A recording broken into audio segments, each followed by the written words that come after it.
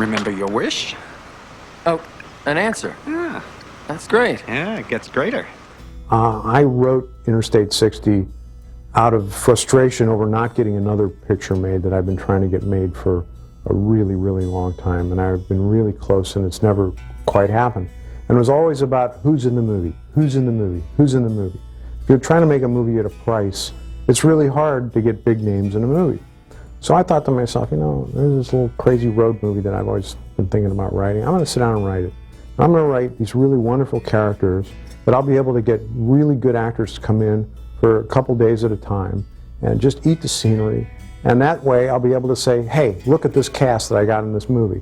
After I'd written the script, I started sending it around, figuring, okay, let's get this one made. And once again, studios were all turning it down. It was too weird, it was too quirky, it quote unquote wasn't what they wanted, who was going to be in it. And I was prepared to start going out to actors and try and get certain people to agree to it. One of the people I gave the script to was Neil Canton, who's one of the producers of this movie. It's actually our 5th project together. We did the 3 Back to the Future movies. We did a movie called Trespass, and now we're doing this. We've remained friends and, you know, socialize, and our families are friends. And Bob's been a big supporter of mine. I've been a big supporter of his. And when I read the script, I just knew I wanted to be a part of it and try to help put it together. Of all the projects I've been involved with since the last Back to the Future and all the scripts I've read since then, this comes the closest to sort of capturing that spirit. Back to the Future is an interesting story because I mean, the making of the film was because it took us 4 years to get the picture made. And everybody told us that nobody would go see a time travel movie. There had never been a successful time travel movie up until then. We didn't know whether anybody was going to be interested in this idea, the story about a kid who meets his parents. And you know, I don't know whether anybody's going to be interested in seeing Interstate 60. I sure hope they are.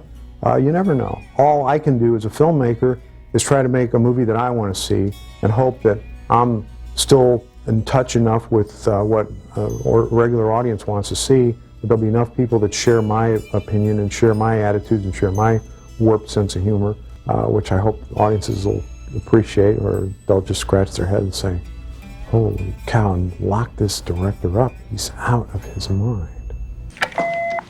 Fred, Mr. Oliver's a potential fugitive. Lock him up. Lock me up? Of course. We lawyers have to protect our livelihood. Wait, you can't do this to me. I have rights. I know you do, sweetie. I'm here to protect them. I created all these interesting characters, and I figured, all right, look, I'm here trying to get my own movie made. I'm not only the writer and the director, but I'm a producer as well. How am I going to convince the guys with money to get out their checkbooks so that I can go off and make this movie? And I said, well, first thing you do is you call up all your friends and you say, hey, I'm making a movie. You want to be in it? Will you be in it? Will you be in it? Will you be in it? And I called up Christopher Lloyd, and he said, yeah, I'll be in it. And I called up Kurt Russell, and he said, yeah, I'll be in it. And I called up Michael J. Fox, and he said, Bob, he said, if you're directing, I'll come to the set and serve coffee. It's interesting that, you know, you can always send your friends a piece of material to read, to ask them to do you a favor to appear in the movie, but there's so many ways to politely get out of them doing that. But every one of them who read the screenplay thought it was a wonderful, original, you know, delightful story. Generally, of course, what really makes something interesting is the characters. And again, the one thing about this script is it has such incredible characters. The cast that we've been able to put together for this is testament to that. For me, the best part of planning the movie is the casting process. I just love meeting actors. I love watching them play with the parts that I write and seeing what they bring to it. It helps me discover a whole lot about those characters and about my writing and about the script. I read the script over 2 years ago, and I auditioned for him over 2 years ago, and I told him, you know, Bob, honestly, I have a stack of scripts at home, and this is the one that I couldn't put down and can't stop thinking about. And I thought it was just such a wonderful story. It makes you question reality. Bob and I have always kind of had the same ideas about this film, and obviously he has strong opinions because he wrote it. I just happen to agree with those opinions. His intrinsic understanding of who the character was and what the script was about, it was just right there. I just felt I was communicating with him. I just could see that he got it. and I was just totally blown away by what he did in that casting session. And then 2 days later, my casting director hands me an envelope, and he actually sent me a note telling me how much he loved the script and how this was the type of movie that he came to Hollywood to do, and whether he got the part or not, he was glad that somebody was out there trying to make a movie. The character I play in this movie is the audience. The contrast that's developed between all these characters that he meets on this fantastical road, this fantastical journey, are very eccentric and strange and surrealistic and not really characters that you would see in everyday life. But it's important that Neil is still realistic. I mean, he's the audience's eyes. I always say to my actors, make this part you. Make it into your own. I want you to be so good in this part that the audience won't be able to conceive of anybody else playing this part except for you. It's hard to imagine anyone else, playing this role, because he really did have those qualities. This young man who was about to discover, what his life is going to be all about. You're Neil Oliver? I just love your painting. Neil Oliver is a character who has a very hard time making decisions. He has a hard time trying to figure out who he is in a world where everybody is pulling at him and everyone else seems to have an answer. And they all do have answers. The question is, are those the right answers for Neil? He's reached that age where he's turning into a man and is faced with the reality of having to choose a career, and his father wants him to be a lawyer, and he wants to be an artist, which is the antithesis of being a lawyer. So he makes a wish at his birthday party to get answers out of his life. I wished for an answer. An answer. Okay, an answer to what? An answer to my life. There's a wonderful character called O.W. Grant. The O.W. stands for One Wish, and he will grant one wish to anybody. And it usually happens when they've made a wish sort of unconsciously, they're not even thinking about it.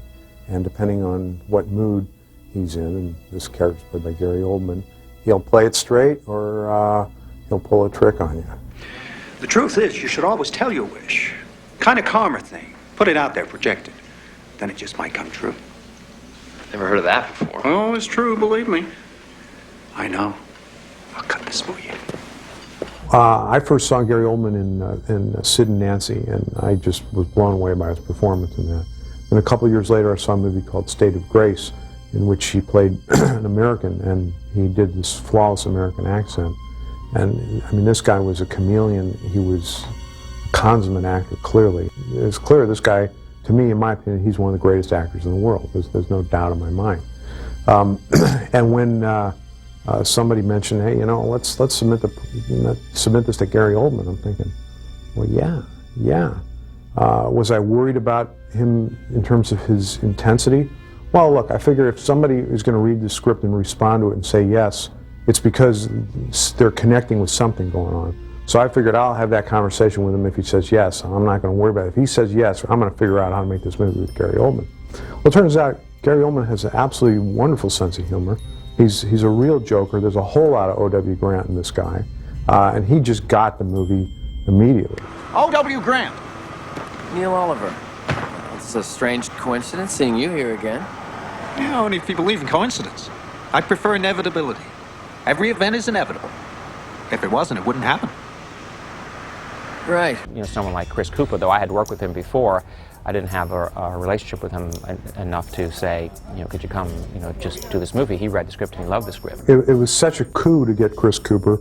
The agent who handles Chris, he calls me up and he said, listen, he said, every movie that Chris Cooper's ever done, it's taken 3 tries to get him before he would say yes. He said, he read your script and he said yes after 1 reading.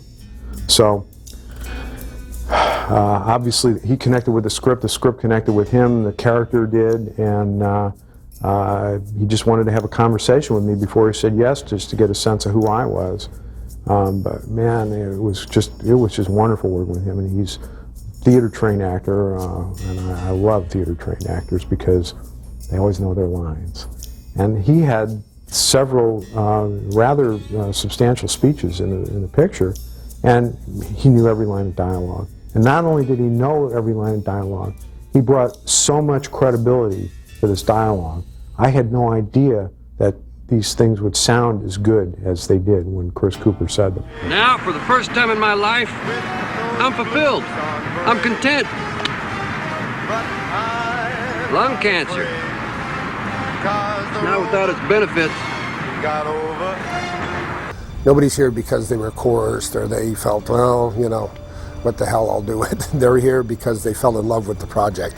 And it's easy to understand why when you get into the script, because it really is special. For me, when I was reading the script, I was having such a great time reading the script that to me, my ultimate accomplishment would be to have every member of the audience experience what I experienced when I read the script. I've asked Bob Gale a number of times, you know, about certain characters. And there's a little bit of Bob Gale in most of those characters. The other day, in fact, I said to Bob, have you been on Interstate 60? And he laughed and he said, yeah. He says, you know, I've been on Interstate 60 all my life. And when you think about it, it's just, you know, it's like, here's a man who for many years has been in the entertainment industry, and, you know, I think that the entertainment industry kind of runs right down Interstate 60, you know? There's certainly a lot of me in those characters. There's a lot of me in all of my characters, because you always draw on your personal experience and your personalities and your various quirks and things to make characters real. You know, it's a story that people can understand and relate to. I think we all go through times in our life when we're young where we want to know what is the answer, you know, what does life really mean, you know, what am I going to do, and is this the, you know, the path I should take or not, and I think we all have those questions, those doubts, and I think Jimmy has the ability to make us, the audience, feel very comfortable in taking the journey. And I think that's what's, you know, interesting about this character, is that everyone can relate to him, not knowing making sure you're going to make the right step in your future with the right career. Everybody goes through that, the point where, like, what am I going to do the rest of my life? I want answers, I want certainty.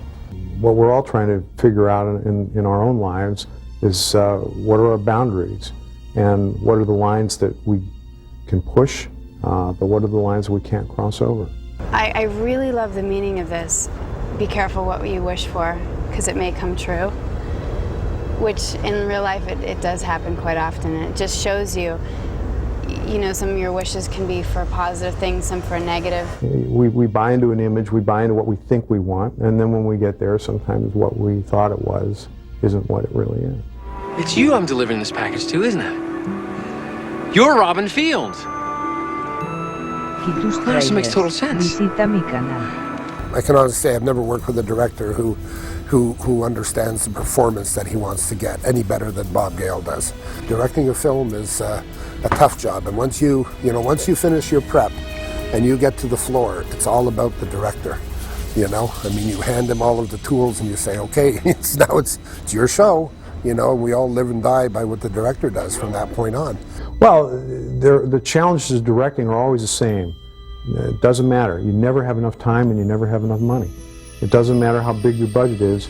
The sun is always going to go down and you're going to run out of light and somebody's going to be throwing you off a location. We're making a movie on a very, very modest, you know, budget. So there's the challenge of that, and there's a lot to do. Each day there's a lot to do, and if you're doing a film that's an expensive feature, you have a little more luxury, and so it's more of like a no-frills kind of approach. But at the same time, you won't know that when you're watching the movie. When I went from making student films to being a producer and making movies in the real world, I realized that the only difference was that people actually got paid to make the same mistakes that they made in a student film. So, yes, was it a challenge? Of course, all movies are a challenge. That goes with the territory. Did I have enough time and money to make this movie? No, but because I didn't, I had to come up with certain solutions to do things. You know, there's certain things that I wish I could have done a little bit differently. Of course there are, there always are. And that's the case in any movie that I've ever been involved with. However, again, at the end of the day, it's about character. I've had some of the best luck in the world, not only to have this terrific cast, but to shoot the movie at the time of year that I shot it in and have absolutely no weather problems at all. You know, obviously, you always have some things that go wrong. We didn't lose 1 minute of shooting because of the weather. And to be shooting in September and October in Toronto and not have a huge spell of rain that wrecks you or freezing cold weather. And we're shooting in a convertible. And I was terrified about what was going to happen if it rained. Ironically, the movie had been originally scheduled to go in the second week in July. But Gary Oldman's schedule changed, and we couldn't go then. And I'm, you know, thinking, geez, is Gary going to be able to do this movie at all? Is the movie ever going to happen? And I'm reading the weather reports in Toronto, and had we shot the movie in July, we would have gotten killed by the weather, because there was so much rain over the summer. Blessings in disguise. Be careful what you wish for. You got a point. This is the old Toronto Stock Exchange. As soon as I saw it, I knew it would make a perfect Suite 1300. All of the Art Deco character that was in there was what our production designer, Rocco Matteo, loved. And he used that as a basis for these light fixtures and the desk to unify it. The Granite restaurant is about an hour's drive north of Toronto. It became the Blue Diamond exterior. This is the interior of the Granite restaurant, obviously very wrong for the script and the movie. So we shot that inside of this place, the Ronson restaurant. As you can see, it was really small and cramped, but again, Rocco did a great job replacing the furniture and doing some things to make it appear a lot bigger than it really is. Some wide-angle lenses also helped, and we've created movie magic here. This is Gooderham and Worts. It's an old distillery that's now used in Toronto for lots of movie locations. The exterior and the interior of the rave was shot here. Here's the room in which the rave took place. Those big round circles were where the big vats of, and barrels of whiskey were stored. We filled in all that space in between it to make it safe for all the 250 extras that we actually had in here. The uprights kind of give you a point of reference. This is the entrance to a provincial park about an hour's drive east of Toronto, and a gate and some signs made it into the entrance to Banton. The bank was in a town called Sunderland. A sign changed it into the Bank of Renberg, and we chose this because it was very close to the gas station location, and we were able to do both scenes the same day. This is in a town called Dundas. It's Collins House, a boarding house and some stores, and again an art department number made it the Museum of Art Fraud. This is the Kingsway Motel in Niagara Falls, Ontario, one of the hardest locations to find. Our scouts spent weeks trying to find a motel on a T-junction like this. And the Holiday Inn sign, the classic Holiday Inn sign, was the inspiration for what Rocco did with the signage here. Now the owners of the motel liked the new paint job so well that they kept a lot of it, and we didn't have to return it to all of its original state. These video shots are rehearsals of the real shots in the movie, and the billboards that actually existed here were way too small for what we needed to do, so we built new billboards that fit right on top of them, much bigger and much better. This is the interior of the motel we shot in, a few minutes from downtown Toronto, and the art department did a wonderful job giving it some better character than it really had. And the Rainbow Club was the exterior and interior of this nightclub. I believe it's called Bauhaus in downtown Toronto. Here you can see it with some light in there, and we covered up those windows with the card suits all in the wrong color as we did in the movie. And you'll see that angular bar in a minute, which was the distinctive feature that made us decide to shoot in there. This, I don't think I have to explain what you're seeing here, so just sit back and enjoy it.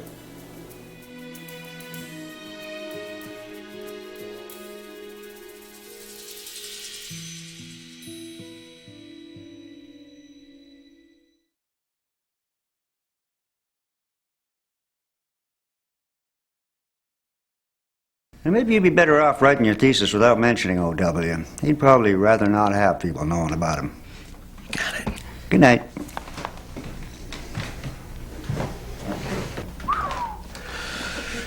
Hey, miss. Who's that guy? I've never seen him here before tonight. But 3 hours ago, he bet a guy $10 he could drink 10 beers in 30 minutes and not piss or puke for an hour. Yeah, and after they checked him for hoses and stuff, a lot of people wanted in on that bet. He just walked out of here with $500, and he didn't piss or heave the whole time he was here. And he had 6 more beers, too. Hey, Quincy, check this out. There is no Interstate 60. I-65, 64, 66, and 69. No I-60. Well, I guess tonight's everybody's full of shit night. A guy with a red bow tie and a monkey pipe who grants wishes. Right.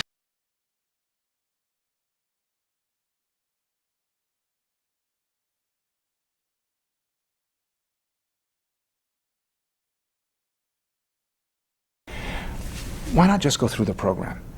If you ultimately decide law school is not for you, then I'll live with it.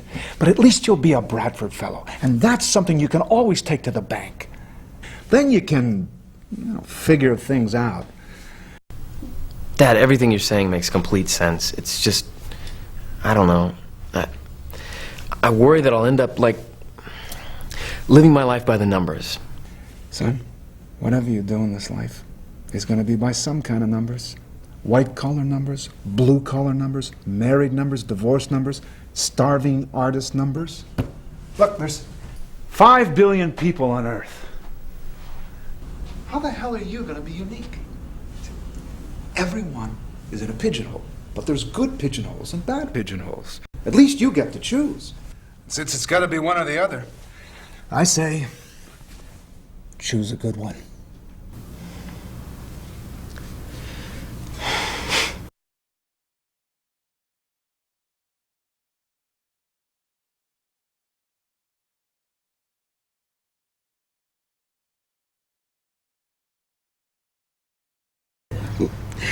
Then maybe you should go after her. Girl like that, she's a model. She's probably got guys falling all over her. Guys with big portfolios. Yeah, I guess it's a kind of childish idea. Chasing a dream. Otis, do you like your job? Yep. Always liked the graveyard shift. It's like being invisible, being a part of a world that most people don't even know exists. I get to live life on a different rhythm. Makes me feel special. Does it remind you of high school? I never went to high school.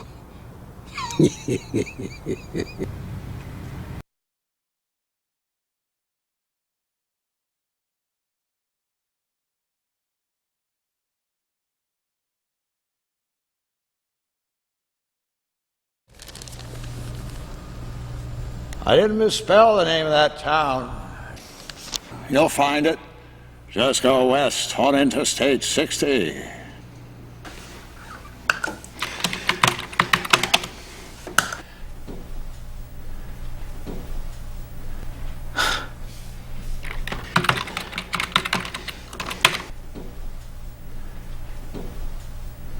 Look, we've been over this. There is no Interstate 60. There's a US 60, but there's no Interstate 60. Look, there's gotta be. All right, look, let me break it down for you, all right?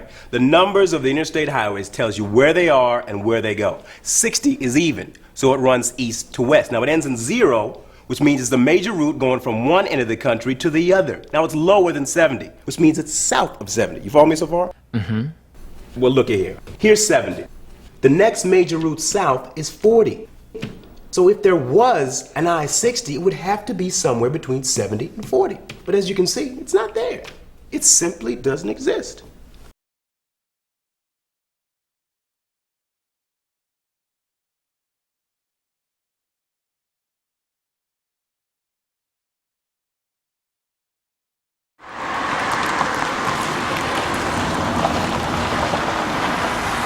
And there she was again, telling me I was right. I was fast becoming a believer in signs.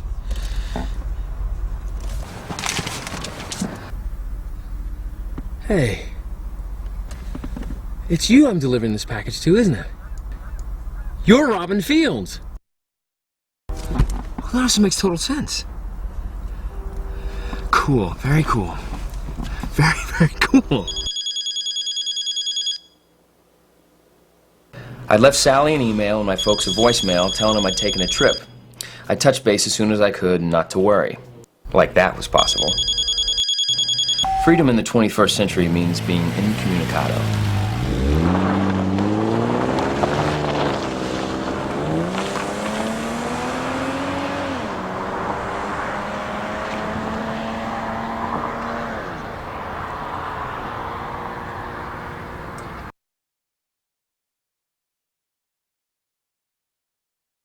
Tus trailers, visita mi canal.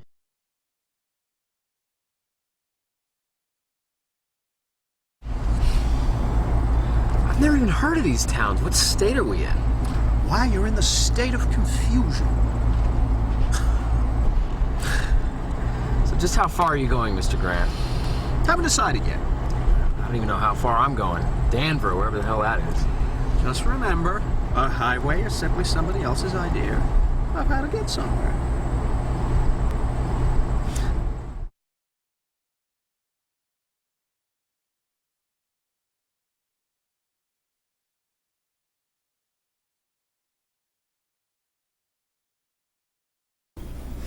You're smart. Tell me what to do. I don't know. I guess if it was me, I'd want to see my boy. But he doesn't want to see me. Yeah, but still, my grandma was put in a nursing home, and I used to visit her every Sunday. And it was hard seeing her in that place, but she was my grandma, and I loved her, and I knew that she loved me. And then one day she didn't know who I was anymore. But I kept going to see her anyway. Because even though she didn't know who I was, I knew who she was. And that helped me remember all the times that she used to tell me stories, or buy me ice cream, or play the piano for me. And I needed to remember those times, even though seeing her like that just killed me. But I'm never gonna have any grandchildren.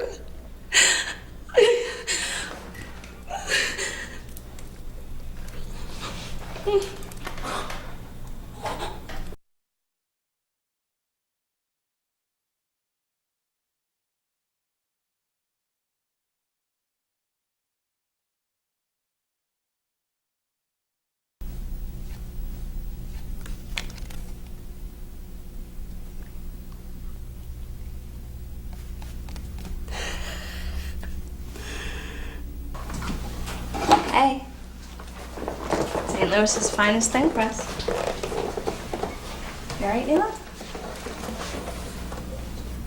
Yeah. Very all right. When I got home, I broke up with Sally. She didn't understand, not that I expected her to, which is why I let her have the last word. Fine. Fine. You just, wallow in your rejection slips and whine about how nobody understands your art. But in case you haven't noticed, Neil, the whole starving artist thing went on with the last century. I'm not gonna go there. You know what, Neil? Your father is right about you. It's too bad you can't see it.